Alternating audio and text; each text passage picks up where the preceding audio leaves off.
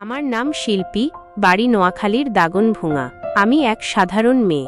জীবনে প্রথমবারের মতো গণমাধ্যমের সামনে নিজের মনের কথা তুলে ধরছি এক বুক আশা নিয়ে। আমি এমন একজন জীবনসঙ্গী খুঁজছি, যিনি আমাকে যৌতুক ছাড়াই আপন করে নেবেন। তিনি প্রবাসী হন বা বাংলাদেশে থাকেন, তাতে আমার কোনো সমস্যা নেই।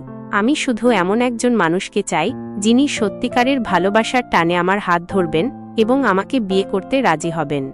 আমাদের পরিবারে আমরা এক ভাই এবং এক বোন।